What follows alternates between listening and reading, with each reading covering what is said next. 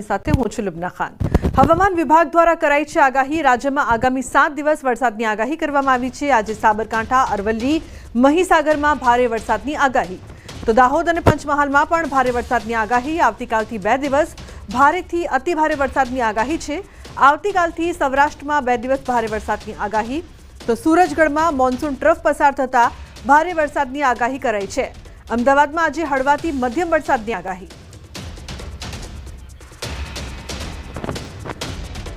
आने वाले 7 दिनों के लिए जो गुजरात स्टेट के लिए फोरकास्ट है उसमें हम डे 1 की बात करेंगे तो आज के लिए हैवी रेनफॉल की वार्निंग है और जो डिस्ट्रिक्ट है जहां पर हैवी रेनफॉल की वार्निंग है वो डिस्ट्रिक्ट है साबरकांठा, अरावली, महिसागर, दाहोद और पंचमहल डिस्ट्रिक्ट है। और इसके अलावा जो डिस्ट्रिक्ट है वहाँ पे लाइट टू मॉडरेट रेन और साथ में थंडरस्टॉर्म की वार्निंग है। और डे 2 की बात करेंगे तो डे 2 और डे 3 के लिए heavy to very heavy rainfall की वार्निंग है गुजरात रीजन के लिए और सौराष्ट्र रीजन के लिए हैवी रेनफॉल की वार्निंग है।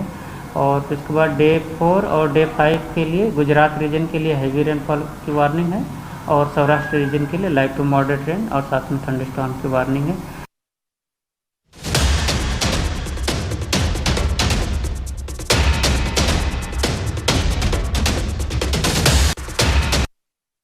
તો પૂર્વ અને કચ્છમાં વરસાદનું આગમન થયું છે। રાપરના પલાસવામાં વરસાદ વરસી રહ્યો છે। ગરમી અને ઉકળાટ બાદ વરસાદનું આગમન।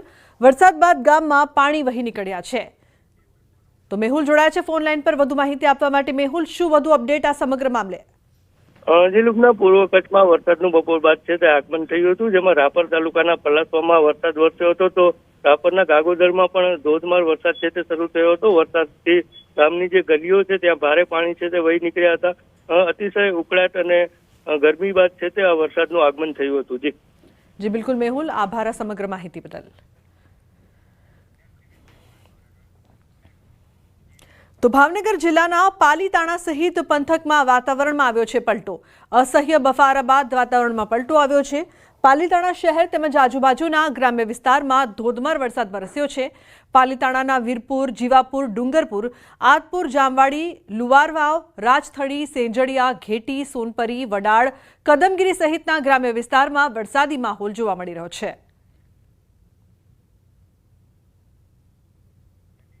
તો અરવલ્લીના ભિલોડાના સુનોક પંથકમાં ધોધમાર વરસાદ। વાશેરા કંપામાં સતત અડધો કલાક વરસાદ। 24 કલાકના વિરામ બાદ ફરી વરસાદ શરૂ થયો છે। અસહ્ય ઉકળાટ બાદ વરસાદ થતા ઠંડક પ્રસરી છે।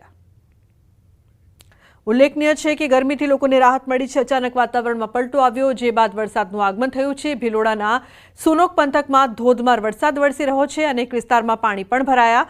તો વાશેરા કંપામાં સતત અડધો કલાક અવિરત વરસાદ વરસ્યો છે। અસહ્ય ઉકળાટ બાદ વાતાવરણમાં ઠંડક।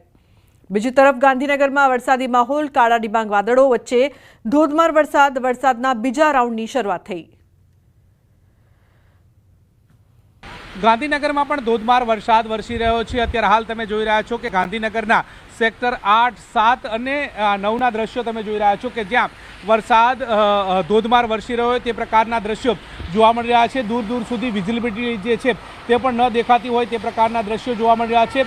વાહન ચાલકોને પસાર થવું હોય તો પણ લાઇટ ચાલુ રાખીને પસાર થવાની નોબત આવી રહી છે। મહત્વનું એ છે કે સૌપ્રથમ પવન જે છે તે ફૂંકાયો હતો અને ત્યારબાદ વરસાદ જે છે તે વરસી રહ્યો છે। મહત્વનું એ પણ છે કે હવામાન વિભાગે આગામી 7 દિવસ વરસાદની આશંકા વ્યક્ત કરવામાં આવી છે।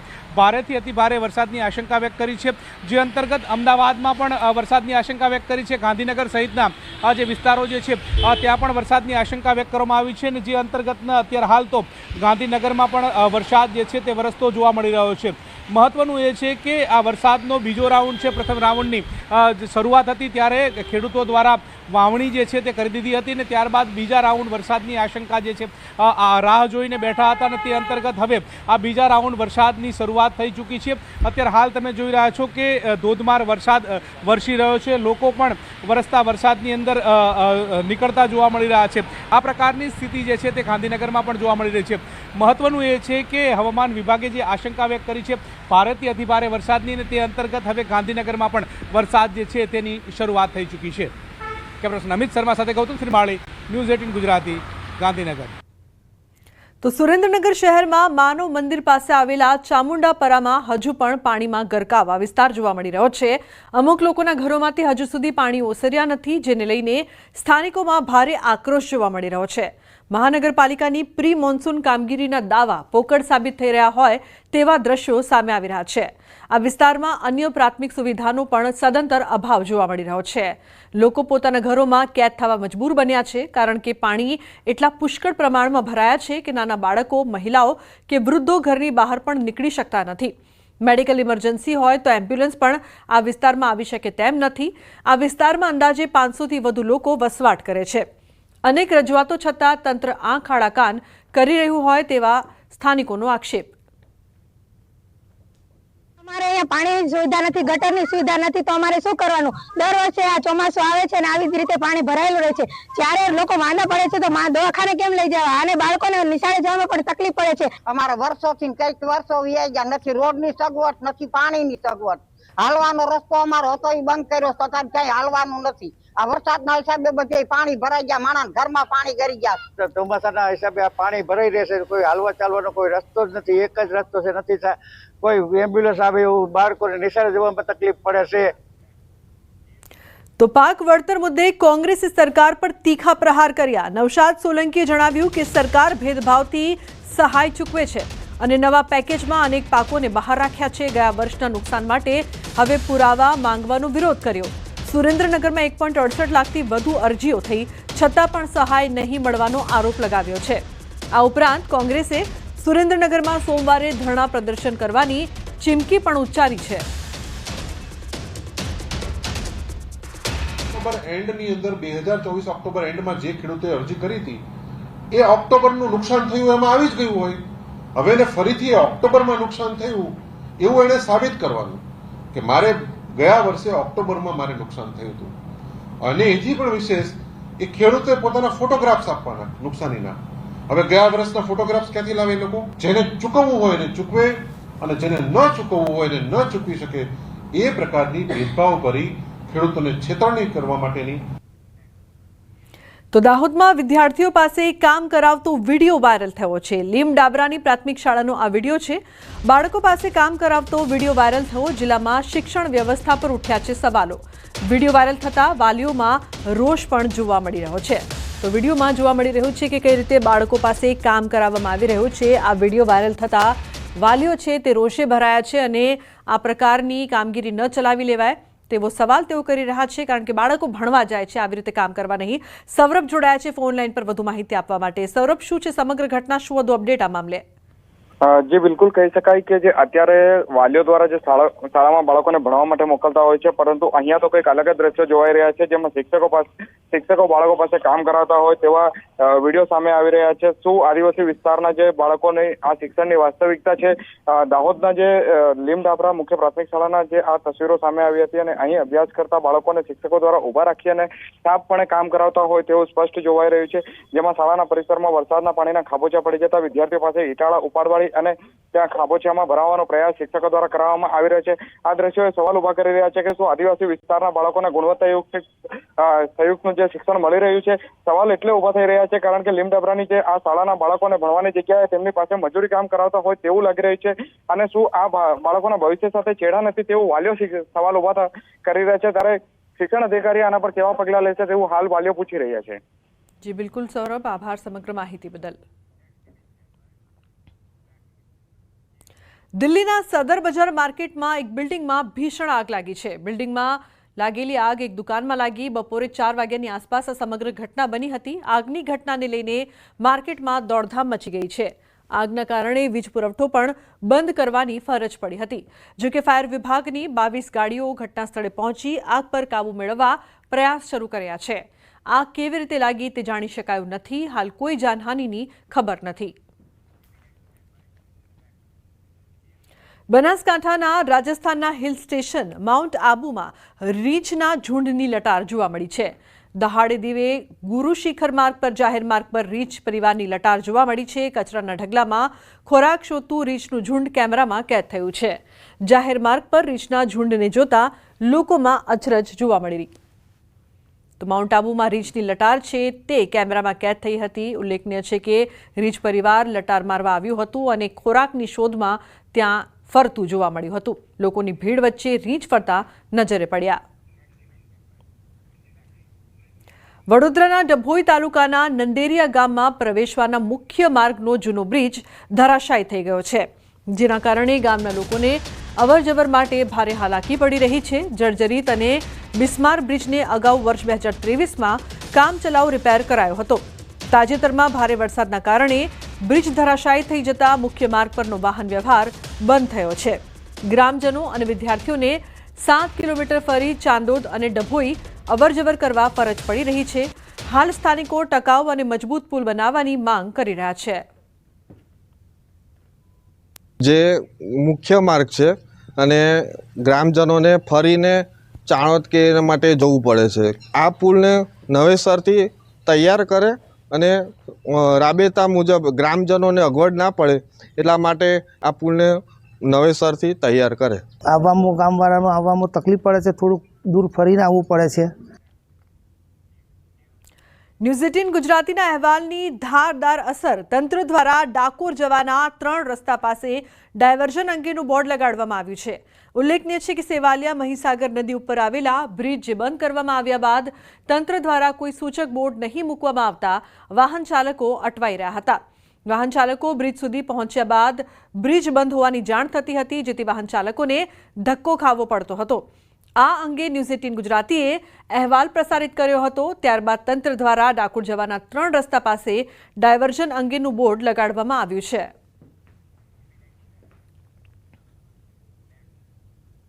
કચ્છના અબડાસા તાલુકાના ભવાનીપર ગામે આવેલ પુલિયાની હાલત વર્ષોથી જર્જરિત છે. તાજેતરમાં થયેલા ગંભીરા બ્રિજ દુર્ઘટનાને પગલે તંત્ર હવે જાગૃત થયું છે. છેલ્લા 3-4 દિવસથી બસ અને ભારે વાહનો માટે બંધ છે, જેના કારણે અબડાસાના લોકોને ભારે હાલાકી થઈ રહી છે. ભારે વાહનો માટે પુલ બંધ થતાં સ્થાનિકોના વેપાર ધંધા પર મોટી અસર પડી છે. તેમજ એસટી બસોની રૂટ પણ બદલાઈ ગઈ છે. પરિણામે એસટી બસોને 10થી 15 કિલોમીટર લાંબો રસ્તો કાપવો પડે છે, જેના કારણે બસો મોડી પહોંચી રહી છે. ખાસ કરીને નલિયાથી ભુજ જતા મુસાફરોને લગભગ 100 કિલોમીટરનો અંતર કાપવો પડે છે. હાલ તો સ્થાનિકોએ બ્રિજનું યોગ્ય સમારકામ કરવાની માંગ કરી છે. છેલ્લા 4 દિવસથી આ પુલ બંધ છે. આના કારણે ભારે વાહનો નથી આવતા. એના કારણે અબડાસાની જે પ્રજા છે એમને આર્થિક રીતે પણ તંગી પડી રહી છે. સાથે સાથે બસનો રૂટ જે 10 કિલોમીટર ફરીને અહીંયાથી નીકળે છે, અહીંયાથી એવા 10થી 15 ગામડાઓ છે જ્યાં આગળ આ જનતાને, આમ પ્રજાને, ગામડાના લોકોને તકલીફ ભોગવવી પડે છે. મુખ્ય માર્ગ છે આ એવું નથી કે કોઈ ગામડાને જોડે છે. ભુજથી અબડાસા. રાજ્યના અન્ય જિલ્લાઓની જેમ પોરબંદર જિલ્લામાં પણ કોઈ જર્જરિત પુલ છે કે નહીં તેને લઈને તપાસ શરૂ કરવામાં આવી છે.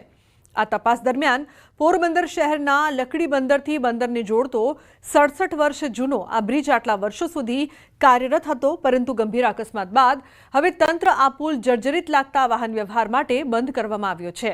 નાના વાહનો અને બાઇકો માટે આ પુલ કાર્યરત રાખવો જોઈએ તેવી માંગણી વાહન ચાલકો દ્વારા કરવામાં આવી રહી છે.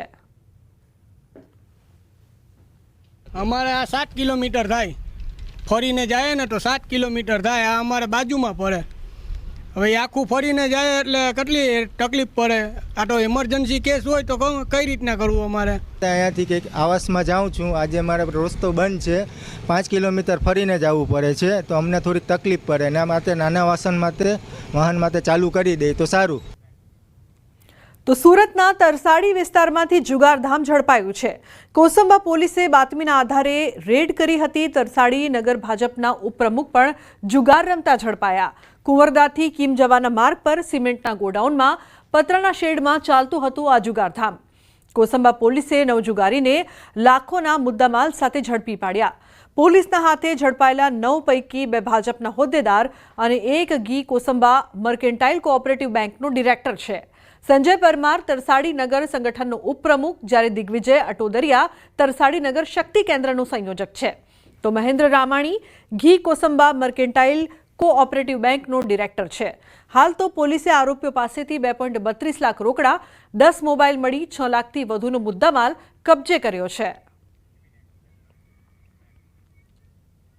વડોદરા મહાનગરપાલિકાના ટાઉન પ્લાનિંગ વિભાગમાં એક અરજદારે કચેરીમાં જઈને ગાળો આપીને હોબાળો મચાવ્યો. મામલો ઉગ્ર બનતા વિભાગના તમામ કર્મચારીઓ એકત્રિત થયા અને અધિકારીઓ સાથે મળીને ડેપ્યુટી મ્યુનિસિપલ કમિશનરને રજૂઆત કરી. ટીપીઓ દ્વારા જણાવાયું કે અરજદાર એક સામાજિક કાર્યકર છે અને જરૂર જણાશે તો તેના વિરુદ્ધ કાર્યવાહી થશે. એ તો શાબ્દિક થોડી એ લોકોને બોલાચાલી થઈ છે, એ બાબતની ખાલી રજૂઆત. અને એમાં અમે તો અમારી રીતે જે રજૂઆત કરવાની હતી અમારા ઉપર સાહેબને કરી. સર 100 ફોન કરતા હોય આવી રીતે અને ધમકીઓ આપ્યા એટલે પછી એમને ફોન ઉપાડતા નથી. અને બરાબર છે કે આટલા બધા ફોન કોઈ વ્યસ્તતા કામની વ્યસ્તતામાં ફોન ના પણ ઉપાડે. અને એકની એક વાત માટે કે દિવસમાં 100 કોલ તો કોણ ઉઠાવીને વાત જવાબ આપે. માર્ગ અકસ્માતમાં રાહત પહોંચાડનાર રાહવીરને મળશે 25,000નું ઇનામ. માર્ગ અકસ્માતમાં ઇજાગ્રસ્તોને સમયસર સારવાર મળી રહે તે હેતુથી રાજ્ય સરકારે એક મહત્વનો નિર્ણય લીધો છે. અકસ્માત સમયે ઇજાગ્રસ્તને તાત્કાલિક મદદ કરનાર વ્યક્તિને રાહવીર જાહેર કરવામાં આવશે અને તેને સરકાર તરફથી ₹25,000નું ઇનામ અને પ્રશંસા પ્રમાણપત્ર એનાયત કરવામાં આવશે. સરકારે માર્ગ અકસ્માતના પહેલા 1 કલાકને ગોલ્ડન અવર માનવામાં આવે છે, જેમાં જરૂરિયાતમંદને તાત્કાલિક સારવાર મળે તો જીવ બચી શકે છે. આ યોજના અંતર્ગત જિલ્લા સ્તરે ખાસ 5 સભ્યોની સમિતિ બનાવવામાં આવી છે, જેમાં એસપી, કલેક્ટર, સીડીએચઓ, સીડીએમઓ અને આરટીઓને સામેલ કરવામાં આવ્યા છે. તો આ જે પહેલા કલાકની અંદર જે પીડિત છે એને સારવાર માટે દાખલ કરવામાં જે વ્યક્તિ મદદ કરે એને આપણે રાહવીર કહીએ છીએ. અને એ રાહવીરને સરકાર દ્વારા 25,000નો પુરસ્કાર અને પ્રશંસા પ્રમાણપત્ર એનાયત. રાજકોટ લોકમેળામાં ફોર્મ ભરાવાની ત્રીજી મુદત પૂરી થઈ છતાં 238 પ્લોટમાંથી માત્ર 28 ફોર્મ આવ્યા છે. યાંત્રિક રાઇડ માટે એક પણ ફોર્મ ભરાયું નહીં, જે 50 વર્ષમાં પહેલીવાર છે. ત્યારે કોંગ્રેસ નેતા ઇન્દ્રનીલ રાજ્યગુરુએ આક્ષેપ કર્યો કે રાજકોટને ભાંગવાનો પ્રયાસ થઈ રહ્યો છે અને કલેક્ટરને માંગ કરી કે તકેદારી રાખી મેળાને મંજૂરી આપવામાં આવે.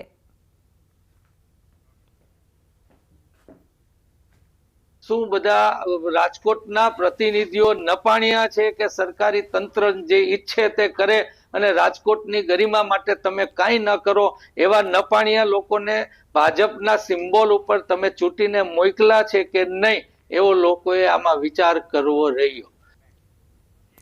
અને મહત્વપૂર્ણ